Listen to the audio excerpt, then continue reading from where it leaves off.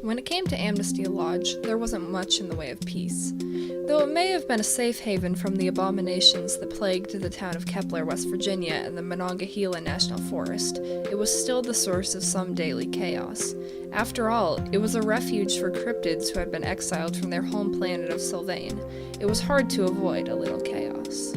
If there was one thing Aubrey Little had learned from her few months of residing in the lodge, it was that she was, more often than not, the source of said chaos.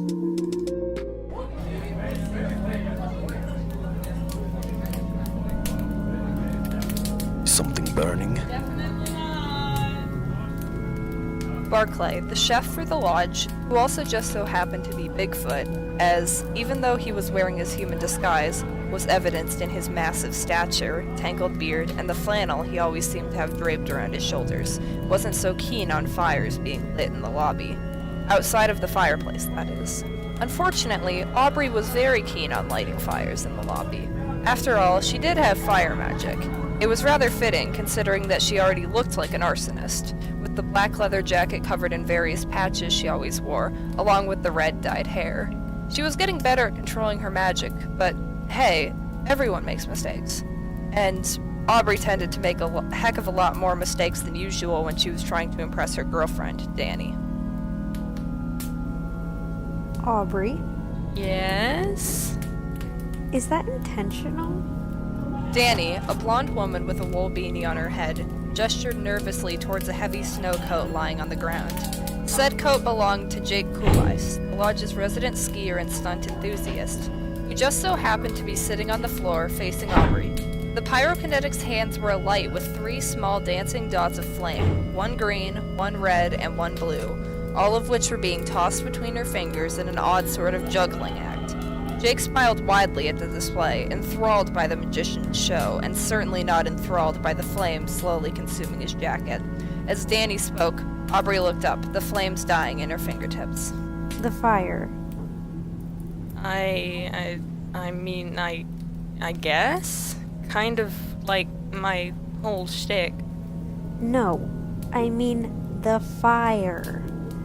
Aubrey's eyes were slowly drawn to the flame that had now engulfed about half of the brightly colored orange winter coat. Oh shit. She scrambled forwards, so fast she nearly knocked Jake over. Putting out fires was like her second best skill after starting them, that was. But a fire in the lobby still made her very, very nervous. Very nervous that Mama, proprietor and owner of the lodge, would come out of her office in panic because, oh god, fire in the lodge.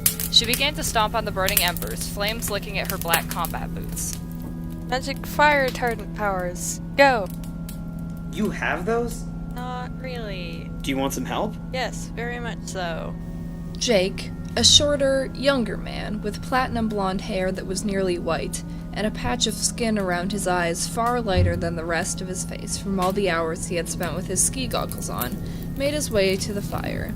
Even in movement, he was rather bombastic. He waved his hands a few times until small blue crystals began to sprout from his fingertips. Stand back, because I'm about to do something totally radical. Aubrey took a few steps back from the inferno as Jake knelt down beside it. He touched his fingers down, just at the edge of the flame, and, in a miraculous show, crystals began to crawl across the ground, growing larger and larger as they engulfed the jacket. Embers blazed on fallen shreds of cotton, but soon died out as the rest of the unintentional bonfire had. Oh, thank the stars. The fire wielder collapsed beside Danny dramatically, hanging her head forwards. Danny playfully tangled her fingers in her hair, disrupting the streaks of red and orange that had been arranged to look like flame. Come on, Albs. Crisis averted. Despite Danny's optimistic belief, that day's crisis had not yet been averted.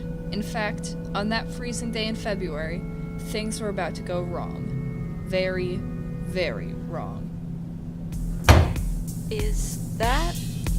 Indrid Cold, or as some better knew him, the Mothman, fell to the hardwood floor, snow dripping from his black feathered wings. The feathers, which covered his massive frame from head to toe, were coated in a thick layer of frost. The snow rapidly began to melt in the heat generated by the lobby's fireplace, causing a puddle to form around the creature. It took everyone a few moments to respond, even in this quite obviously emergency situation. Then again, they had their reasons. For one, Indrid was one of the few exiled sylphs who didn't reside at the lodge, though Aubrey wasn't exactly sure why. And, for two, he had disappeared from his RV a month ago, after he had fled a battle with several goatmen and a malevolent tree that could alter reality. Now, he was here, without his human disguise. The only indication that he wasn't simply a feral beast was the orange crystal hanging from a cord around his neck. The crystal, Aubrey thought with a twang of worry, was likely the only thing keeping him from ferality. On their homeland of Sylvain, the sylphs were kept alive by the Crystal of Sylvain, a massive orange crystal sprouting up from the center of the planet. It not only gave them energy, but it, too, kept them from the Quell, an effect of being on the planet but not being protected by the crystal. Said effect made sylphs and humans alike begin to be not themselves, as Aubrey had clearly seen in Thacker, a former self-proclaimed researcher and Mama's best friend, who now resided in the cellar, completely removed from the man he once was. At the lodge, the effect of the crystal was replicated by the hot springs, which contain energy enough to sustain the sylphs. Indrid, living outside the lodge, did not have this luxury, and was instead sustained by a piece of crystal he had. At the very least, he still had it. What the bloody hell is... Mama, an imposing figure of a woman with brown hair cascading down her neck and a long, heavy trench coat falling from her shoulders, emerged from her office at the commotion. A cigarette was held in her mouth, which she quickly removed as she saw the intruder in her lobby. Someone... Heck, I'll get it. The other sylphs in the lobby began to chatter nervously amongst themselves as Mama pulled closed the front doors. Aubrey, would you? Aubrey nodded. Though she wasn't exactly sure what she was supposed to be doing, she was the only one, to her knowledge, that had fire magic, and Indrid probably had hypothermia, so...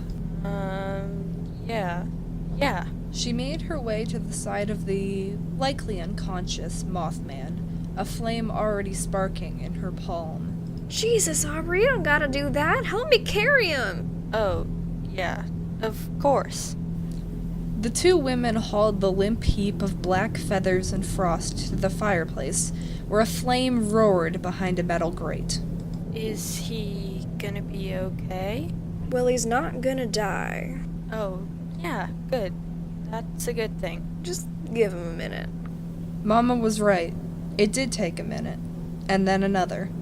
Aubrey sat by what she was starting to think was a dead body, until, finally, his wings began to twitch, and his mandibles began to chatter. Oh, get up. I'm up. Great, 'cause you're tracking snow all over my damn lobby. Is Duck here? No, he's at home. Should I go get him? Should he be here?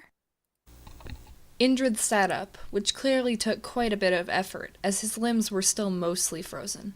His glowing red eyes blinked a few times, staring into the fireplace. Then take a message.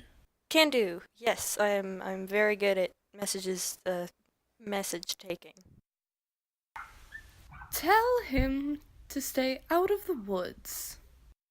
You're telling a forest ranger to stay out of the woods? Yes. The woods where the gate is, where these things keep coming from. And I see you're still being mysterious. Relentlessly. My visions aren't always clear. How am I supposed to?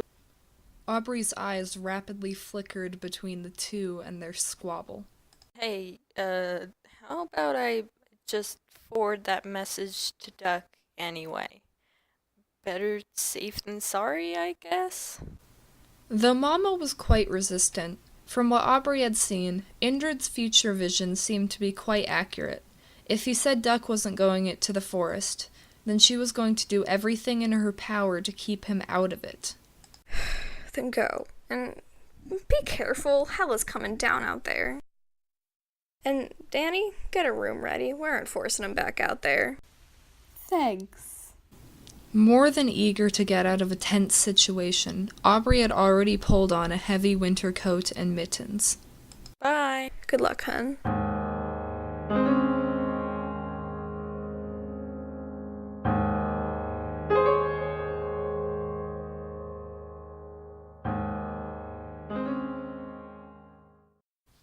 It just feels like, without my powers, I'm useless to them, yeah?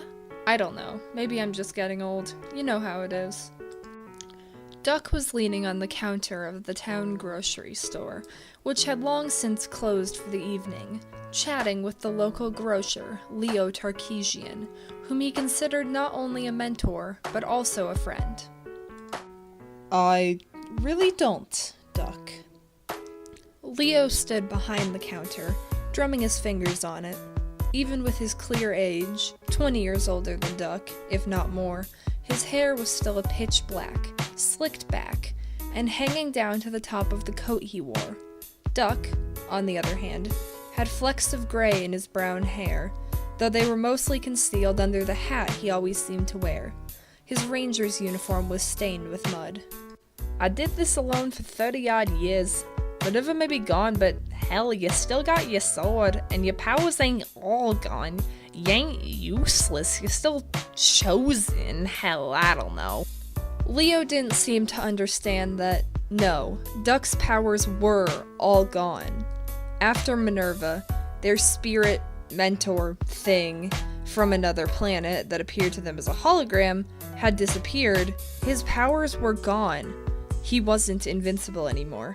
He was vulnerable to a lot of things, like bullets, and drowning, and fire, and monsters, and bullets, and blunt trauma, and bullets. Yeah, I guess.